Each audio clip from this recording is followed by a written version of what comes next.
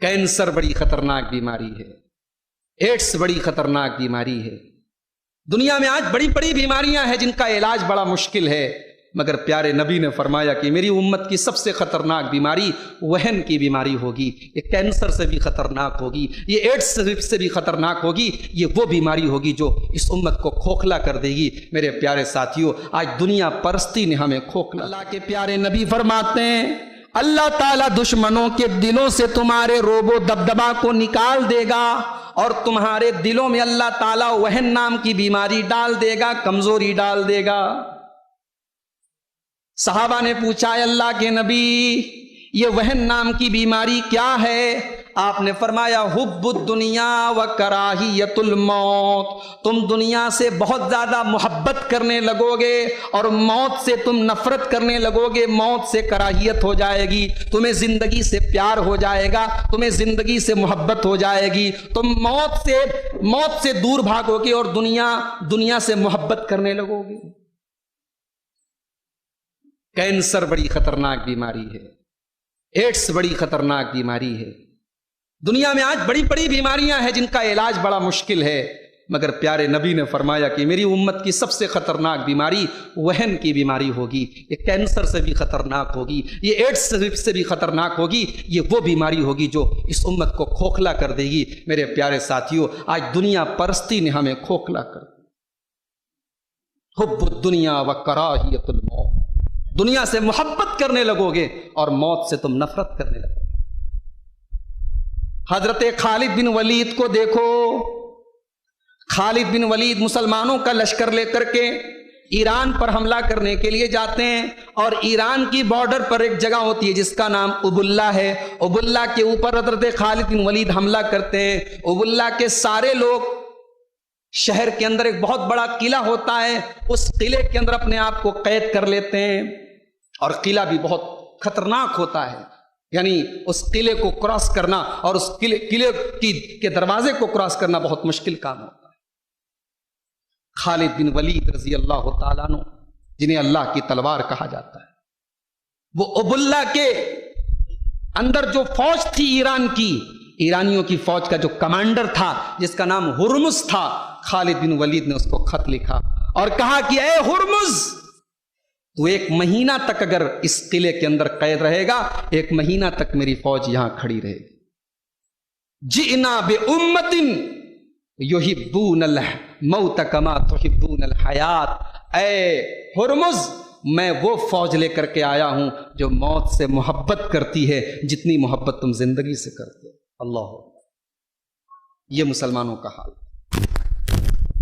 دنیا کی زندگی، میرے پیارے ساتھیوں، اسلام ہمیں یہ نہیں کہتا کہ آپ دنیا کے اندر زندگی مت گزاریں، دنیا کے حقوق ادا نہ کریں، کاروبار نہ کریں، پیسے نہ کمائیں، گھر مکان نہ بنائیں، بیوی بچوں کا حق ادا نہ کریں، سب کریں۔ وَابْتَغِ فِي مَا آتَاكَ اللَّهُ الدَّارَ الْآخِرَةَ وَلَا تَنْسَ نَصِيبَكَ مِنَ الدُّنْيَا، دنیا کے اندر اپنا حق اور حصہ تم مت بھولو، دنیا کے حقوق تم ادا کرو اور ساتھ میں آخرت کی تیاری کرو، یہ اسلام ہم سے چاہتا ہے۔ اللہ کے پیارے نبی محمد الرسول اللہ صلی اللہ علیہ وسلم فرماتے ہیں کہ اگر آپ نے 1 دینار اللہ کی راہ میں خرچ کیا ہے اور 1 دینار آپ نے کسی مسکین اور غریب کی مدد میں دیا ہے اور 1 دینار آپ نے اپنے بال بچوں پر خرچ کیا ہے، اللہ کے رسول صلی اللہ علیہ وسلم فرماتے ہیں ان تمام دینار میں سب سے افضل دینار وہ ہے دینار انفقتہ علی اہلک، جو آپ نے اپنے اہل و عیال کی جائز اور ضرورتوں پر خرچ کیا ہے، اپنے گھر والوں کی ضرورتوں پر آپ نے خرچ کیا ہے، اس کا ثواب اور اس کی فضیلت سب سے زیادہ ہے۔ تو پہلا جو سبب ہے ہماری ذلت اور رسوائی، دنیا پرستی اور دنیا کی محبت ہمیں لے ڈوبی میرے پیارے سے۔ نمبر 2، دوسری چیز، 10 چیزوں میں دوسری چیز جس کی وجہ سے آج ہم دنیا میں ذلیل ہیں۔ اللہ نے ہم کو عزت دی تھی دنیا میں، کیوں دی تھی؟ اس لیے کہ ہم نے اللہ کے دین کو قبول کیا تھا، ہم نے ایمان کو قبول کیا تھا۔ جب ہم اللہ کے دین سے دور ہو گئے، ایمان سے دور ہو گئے، توحید سے دور ہو گئے، اللہ نے عزت ہم سے چھین لی۔ جتنا ہم دین سے دور ہوتے چلے جائیں گے اللہ تعالیٰ کی دی ہوئی عزت سے بھی دور ہوتے چلے جائیں گے. یہ دوسری وجہ ہے ہماری ذلت اور رسوائی کہ ہم دین سے دور ہو گئے. آج محرم کی 10 تاریخ ہے.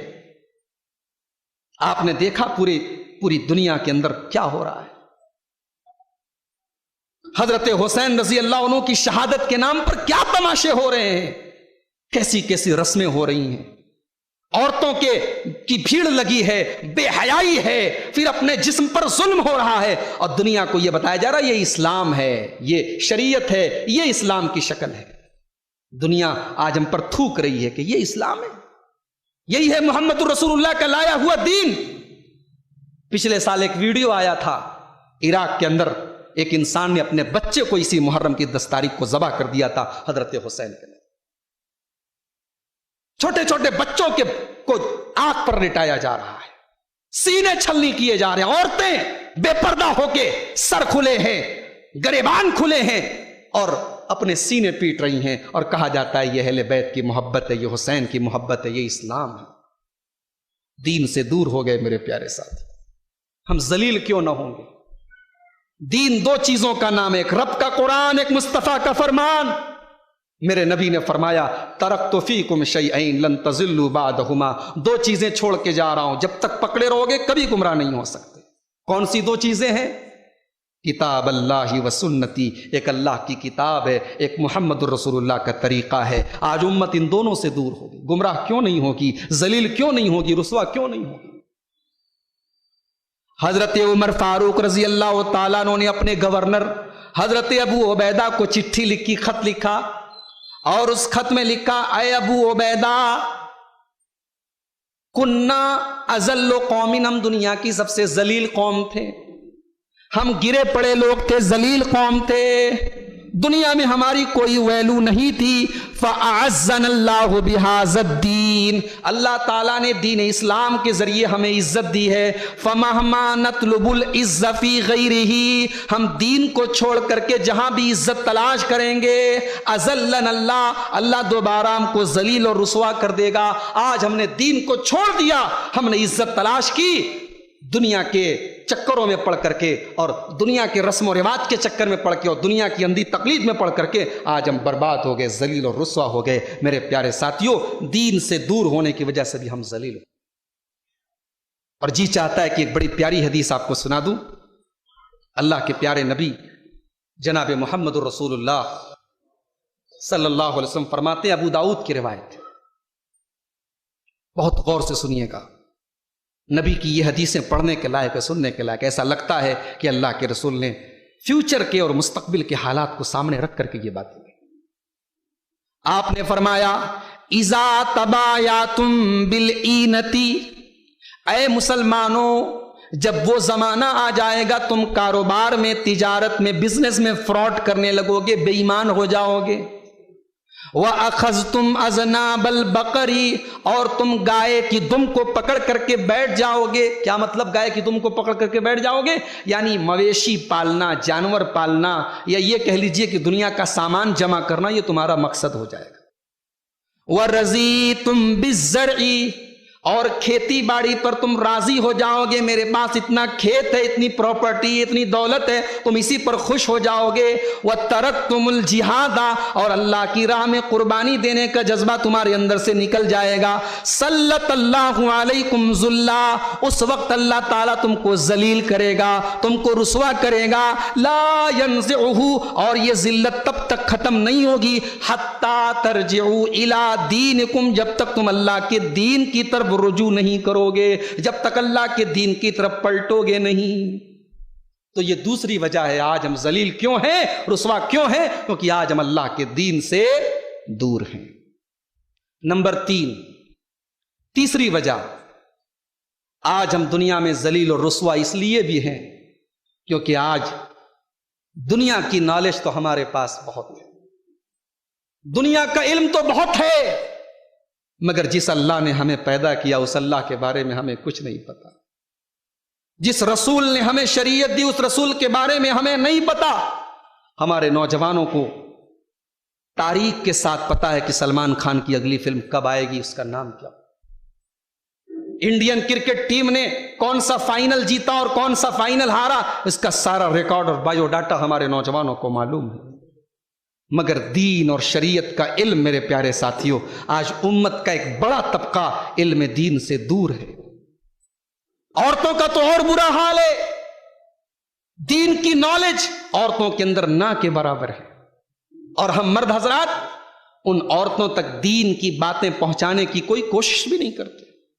گھر میں ٹی وی ہم نے لگا دیا، موبائل لا کر کے دے دیا، حالات یہ ہیں مسلمان کے گھر میں دن رات ٹی وی پر سیریل آ رہے ہیں، اسے گنیش کی پوجا کرنے کا طریقہ معلوم ہے، اسے ہندو مذہب کے دیوی دیوتاؤں کے نام معلوم ہیں، اسے ہندو کلچر کے تہوار معلوم ہیں، لیکن اسے اپنی شریعت اور اپنے دین کے بارے میں کچھ نہیں معلوم۔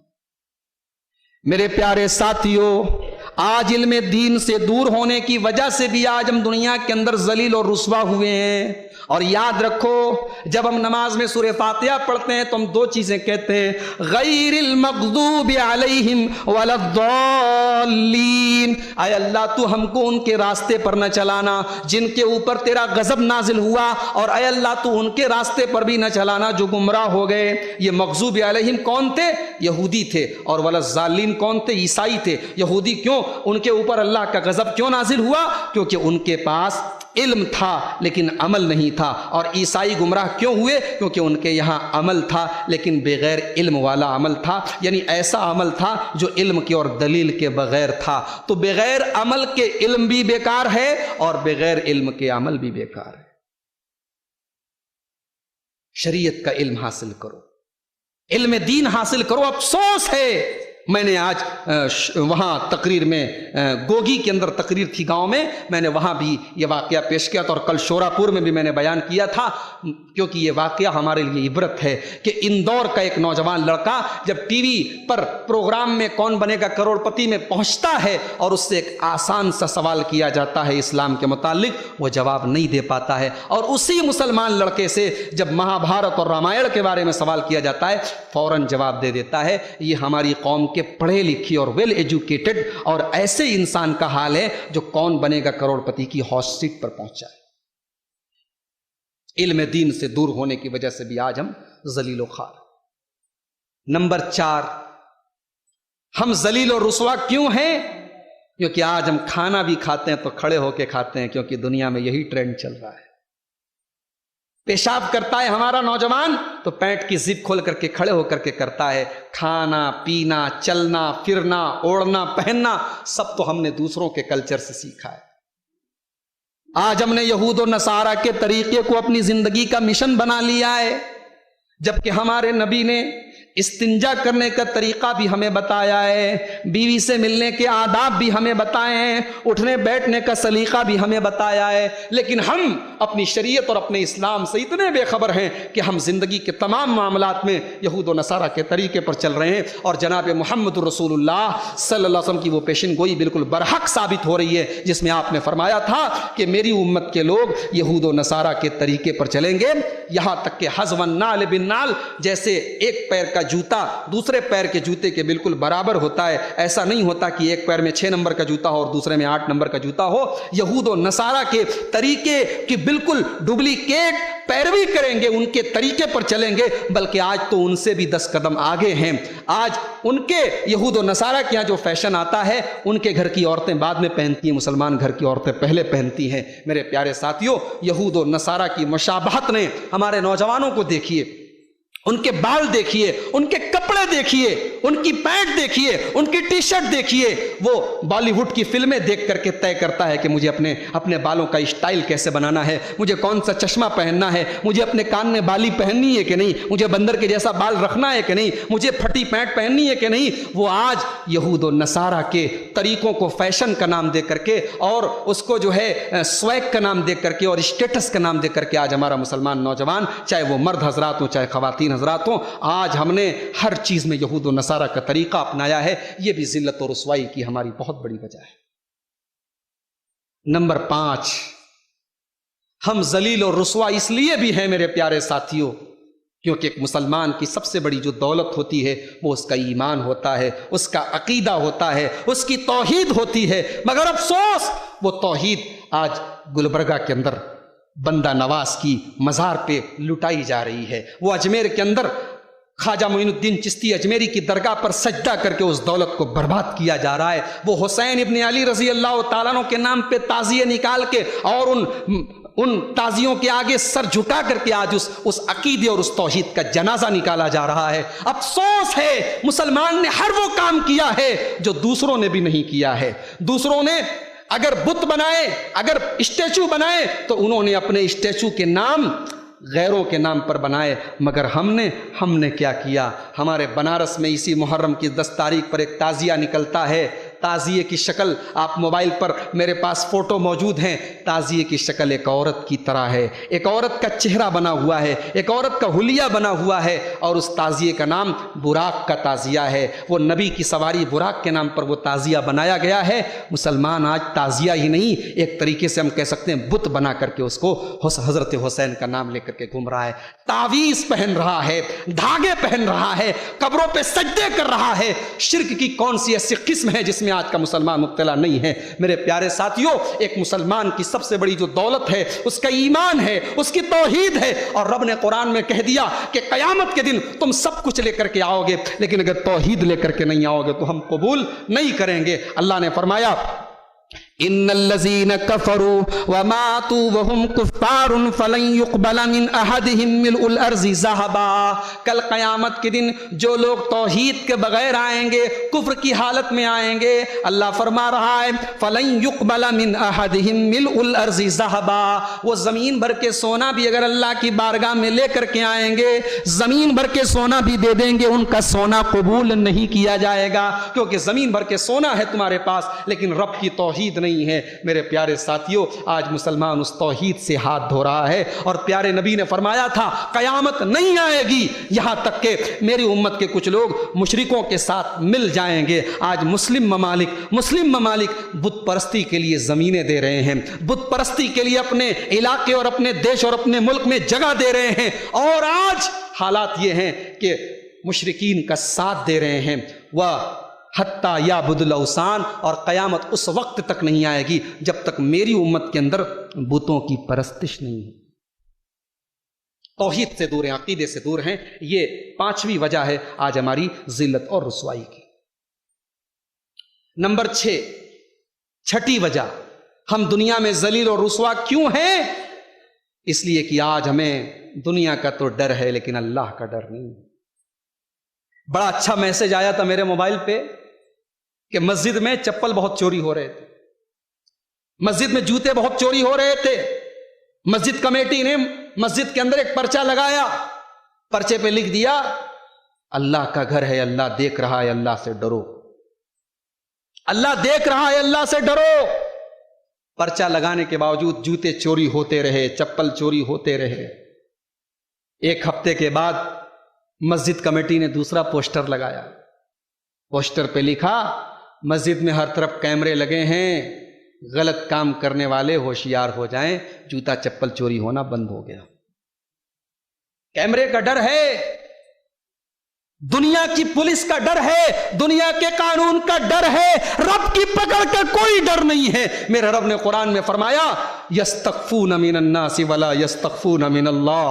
میرے بندو تم کتنے نادان ہو، تم لوگوں سے ڈرتے ہو لیکن اللہ سے نہیں ڈرتے، تمہیں لوگوں کی پکڑ کا ڈر ہے لیکن اللہ کی پکڑ کا ڈر نہیں ہے۔ ان بطش ربک لشدید، اللہ کی پکڑ بڑی سخت ہے۔ اللہ جب پکڑتا ہے وہ املی لہم، اللہ مہلت دے رہا ہے، اللہ چھوٹ دے رہا ہے، کرتے رہو جتنے گناہ کر سکتے ہو۔ ان قیدی متین، لیکن اللہ کی پلاننگ بڑی مضبوط ہے، اللہ کی تدبیر بڑی مضبوط ہے، اللہ کی تدبیر سے ہم بچ نہیں سکتے۔ اللہ رسی جس دن کھینچ لے گا میرے پیارے ساتھیوں ہماری ساری طاقت ختم ہو جائے گی۔ تو یہ چھٹی وجہ ہے آج ہم دنیا میں ذلیل و رسوا اس لیے ہیں کیونکہ اللہ کی بارگاہ میں جواب دینے کا احساس ہمیں نہیں ہے۔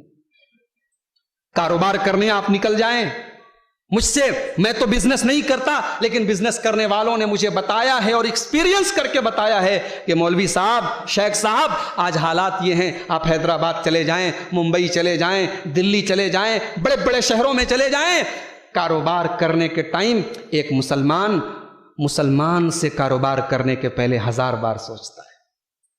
ایک مسلمان اپنے مسلمان بھائی سے اگر یہ سوچ کر کے یہ اپنا بھائی ہے، اپنی قوم کا ہے، اپنی امت کا ہے، اگر اس سے کاروبار کرے، اس کے ظاہری تقوی اور اس کے ظاہری شکل و صورت سے دھوکہ کھا کر کے اس کے ساتھ لین دین کرے، تو افسوس یہ ہوتا ہے کہ ظاہری اعتبار سے بڑی شریعت کے پابند اور بڑے تقوی دار اور بڑے دیندار لوگ سب سے پہلے فراڈ اور دھوکہ دڑی کرتے ہیں۔ آج مسلمان نے اپنی پوزیشن اتنی خراب کر لی ہے میرے پیارے ساتھیوں، کیوں ایسے حالات ہیں؟ کیونکہ اللہ کے سامنے جواب دینے کا ڈر نہیں ہے، اللہ کے سامنے پکڑ کا ڈر نہیں ہے، اللہ کی بارگاہ میں حساب کا ڈر نہیں ہے۔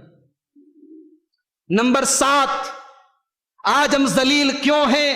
یہ ذلت و رسوائی کیوں ہے؟ اس لیے کیونکہ دنیا کی کوئی قوم تب تک ترقی نہیں کر سکتی، تب تک آگے نہیں بڑھ سکتی، تب تک عزت نہیں پا سکتی جب تک اس قوم کے نوجوان بہترین نوجوان نہ ہو، اس قوم کے نوجوان اصحاب کہف کے نوجوانوں کی طرح نہ ہو۔ اللہ اکبر!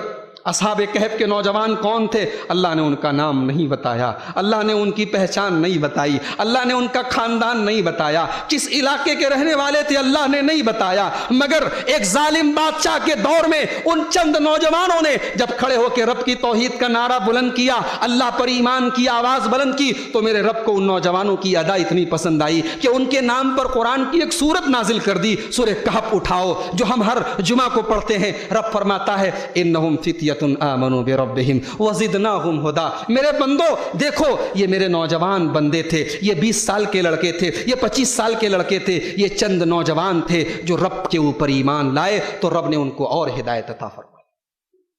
آج اصحاب کہف کے جیسے نوجوانوں کی ضرورت ہے۔ میرے نبی نے جب اسلام کا پودا لگایا، اس پودے کو اپنے خون جگر سے سینچنے والے نوجوان تھے۔ یہ خالد بن ولید کون ہے؟ نوجوان ہیں۔ یہ مصعب بن عمیر کون ہے؟ نوجوان ہیں۔ یہ حضرت علی کون ہے؟ نوجوان ہیں۔ یہ حضرت عمر فاروق کون ہے؟ نوجوان ہیں۔ یہ عثمان غنی کون ہے؟ نوجوان ہیں۔ نوجوانوں نے اسلام کے درخت کو اپنے خون جگر سے سینچا ہے، مگر آج اس امت کا نوجوان کیا کر رہا ہے؟ وہ ٹک ٹاک پہ ڈانس کر رہا ہے۔ اس امت کا نوجوان آج گٹکھا اور شراب اور چرس اور نشہ اور ڈرگس کا عادی ہے۔ اس امت کا نوجوان آج پورن موویز کا عادی ہے۔ اس امت کا نوجوان آج سگریٹ پھونکنے میں اپنی صحت برباد کر رہا ہے۔ اس امت کا نوجوان آج گندی فلمیں اور تصویریں دیکھنے میں اپنے شب و روز گزار رہا ہے۔ اس امت کا نوجوان بیکار ہے۔ اس امت کا نوجوان بے مطلب ہے، اس کی زندگی کسی کام میں نہیں گزر رہی ہے۔ میرے نوجوان ساتھیوں، جس امت کے نوجوان خراب ہو جائیں، جس امت کے نوجوان بیکار ہو جائیں، اس امت کا کیا ہوگا؟ وہ امت ذلیل کیوں نہیں ہوگی؟ وہ امت رسوا کیوں نہیں ہوگی؟ ارے موسیٰ علیہ السلام کے جیسے نوجوان بنو، یہ موب لنچنگ کے واقعات بند ہو جائیں گے، یہ ذلت و رسوائی بند ہو جائے گی۔ موسیٰ علیہ السلام کے جیسے نوجوان بنو۔ موسیٰ علیہ السلام کیسے نوجوان تھے؟ قرآن کہتا ہے موسیٰ علیہ السلام نے ایک آدمی کو مکہ مارا، ایک آدمی کو پنچ مارا، حضرت موسیٰ کے ایک مکے سے وہ آدمی مر گیا۔ موسیٰ علیہ السلام فزیکلی اتنے مضبوط تھے، اتنے اسٹرانگ تھے، ان کے مکے میں اتنی طاقت تھی۔ گٹکھا کھانے والے کے مکے میں اتنی طاقت نہیں ہوگی، شراب پینے والے کے مکے میں اتنی طاقت نہیں ہوگی، ڈرگس اور نشہ کرنے والے کے مکے میں اتنی طاقت نہیں ہوگی، رات کو 2-2 بجے تک فیس بک پر لڑکیوں سے چیٹنگ کرنے والے نوجوان کے مکے میں اتنی طاقت نہیں ہوگی۔ میرے پیارے ساتھیوں، موسیٰ کے جیسے نوجوان بنو، مصعب بن عمیر کے جیسے نوجوان بنو، خالد بن ولید کے جیسے نوجوان بنو، محمد بن قاسم کے جیسے نوجوان بنو۔ نوجوانوں کا بگاڑ ایک الگ ٹاپک ہے، ایک مستقل ٹاپک ہے۔ نوجوان آج امت کا کہاں جا رہا ہے؟ تو ذلیل اور رسوا ہم کیوں ہیں؟ کیونکہ آج اس امت کا نوجوان اپنا بیڑا غرق کیے ہوئے۔ اور آگے بڑھیے، نمبر 8، یہ امت آج ذلیل ہے، رسوا ہے۔ کیوں ہے؟ کیونکہ آج اس امت کی عورتیں، اس امت کی خواتین، جنہوں نے کبھی پردے میں رہ کر کے اسلام کی خدمت کی تھی، جنہوں نے شرم و حیا کی چادر پہن کر کے دنیا میں مسلمان عورت کا نام اونچا کیا تھا، آج وہی مسلمان عورت شرم و حیا کے سارے پردے اتار چکی ہے۔ وہ مسلمان عورت جس کے بارے میں اللہ کے پیارے نبی نے فرمایا الدنیا کلھا متاع وخیر متاع الدنیا المرأۃ الصالحہ، دنیا کی سب سے قیمتی دولت اگر کوئی ہے تو نیک عورت ہے۔ آج وہ عورت جسے نبی نے اتنا بڑا مقام دیا تھا، اتنا بڑا اعزاز دیا تھا، آج افسوس اس عورت نے اس مقام کو گرا دیا۔ میرے پیارے ساتھیوں، شرم و حیا سے دور ہوئی، شرم و حیا سے دور ہوئی، اسلامی پردے کو اس نے کنارے کیا اور ہر وہ کام کیا جس سے اللہ کے پیارے نبی نے روکا تھا۔ یہ عورت اگر اسلام کی شیتل چھایا میں آ جائے، یہ شریعت کے دامن میں آ جائے تو یہ فاطمہ زہرا کا روپ لے لیتی ہے، یہ عائشہ صدیقہ کا روپ لے لیتی ہے، یہ مریم جیسی پاک دامن بن جاتی ہے، یہ فرعون جیسے ظالم کے محل میں رہ کر کے بھی رب کے اوپر ایمان لاتی ہے اور آسیہ بن جاتی ہے۔ یہ عورت اگر ایمان کو مضبوط کر لے، اپنے رب کے اوپر ایمان لے آئے تو دنیا اسے ہاجرہ کے نام سے جانتی ہے۔ ہائے ہائے، ہم نے اسماعیل کی زندگی پڑھی، ہم نے ابراہیم کی زندگی پڑھی، مگر یاد رکھو ابراہیم کی زندگی ہاجرہ کے بغیر ادھوری ہے۔ ہم جب خانہ کعبہ کا طواف کرتے ہیں تو جب تک صفا اور مروہ کے بیچ میں دوڑ کر کے اپنی ماں حضرت ہاجرہ کی سنت کو ادا نہ کر لیں، ہمارا حج مکمل نہیں ہوتا، ہمارا عمرہ مکمل نہیں ہوتا۔ یہ ہماری ماں تھی، یہ حضرت ہاجرہ تھی۔ جب حضرت ابراہیم علیہ السلام اپنی بیوی حضرت ہاجرہ کو ایک دودھ پیتے بچے کے ساتھ، اپنے دودھ پیتے بچے کے ساتھ تھوڑی سی کھجوریں اور تھوڑا سا پانی دے کر کے جب مکہ کی بے آب و گیا سرزمین پر، جہاں پانی کا ایک قطرہ نہیں، جہاں اناج کا ایک دانہ نہیں، جہاں دور دور تک کوئی آبادی نہیں، جب چھوڑ کر کے جانے لگے تو اس وفادار بیوی نے بس ایک ہی سوال کیا تھا، کہا تھا میرے سرتاج الی من تترکونا، کس کے حوالے کر کے جا رہے ہیں، کس کے سہارے چھوڑ کے جا رہے ہیں؟ ایک اکیلی عورت اس صحرا میں کیا کرے گی؟ تو حضرت ابراہیم نے جواب دیا تھا کہ یہ اللہ کا حکم ہے۔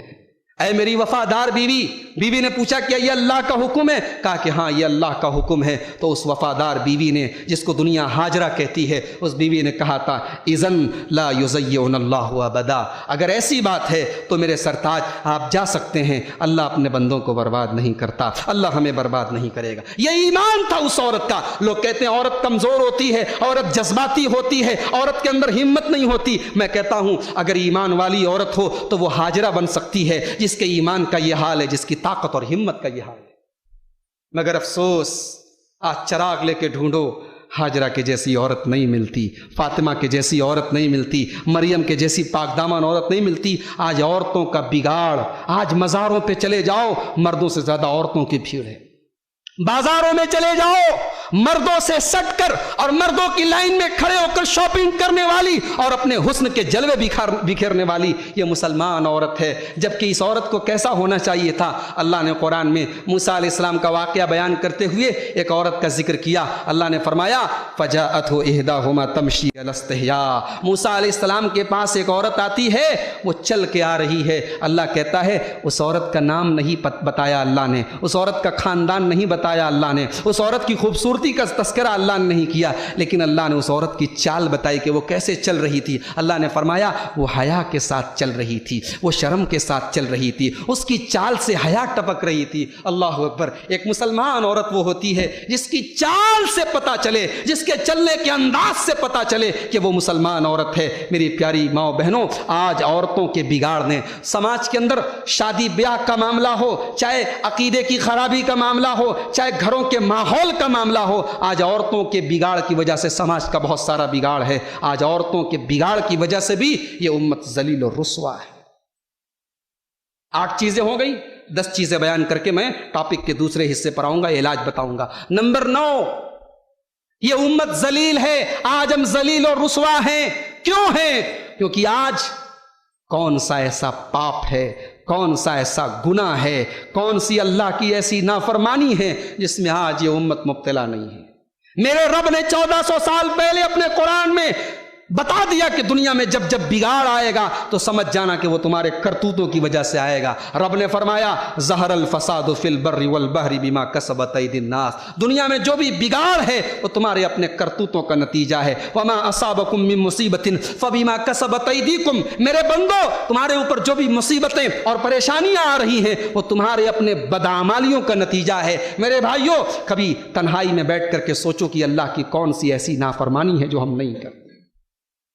حجاج بن یوسف کا آپ نے نام سنا ہوگا، بڑا ظالم حکمراں گزرا ہے اسلامی تاریخ کا، بڑے نیک لوگوں کو اس نے قتل کیا، بہت سارے علماء کو قتل کیا۔ حجاج بن یوسف کے دور میں کچھ لوگ حضرت حسن بصری کے پاس آئے اور کہا کہ اے امام حسن بصری، حجاج بڑا ظالم ہے، علماء کو قتل کر رہا ہے، محدثین کو قتل کر رہا ہے، نیک لوگوں کو قتل کر رہا ہے۔ تو امام حسن بصری نے جواب دیا ما جاء الحجاج الا بذنوبنا، حجاج بن یوسف ہمارے گناہوں کی سزا ہے، ہمارے کرتوتوں کی سزا ہے۔ حجاج بن یوسف اگر آج ظلم کر رہا ہے تو ہمارے گناہوں کی وجہ سے کر رہا ہے۔ آج سب کے ہاتھ میں موبائل ہے، آج ہماری نوجوان نسل کے ہاتھ میں موبائل ہے۔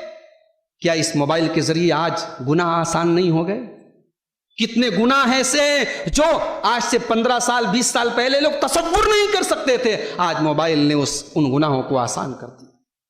10 سال کے 12 سال کے بچے آج ایسی گندی لتوں اور عادتوں کا شکار ہو گئے کہ آج پورا سماج اور معاشرہ خراب ہو رہا ہے۔ میرے بھائیوں، گناہوں کی اور اللہ کی نافرمانیوں کی کثرت سے بھی ہمارے اوپر یہ ذلت اور رسوائی چھائی ہوئی۔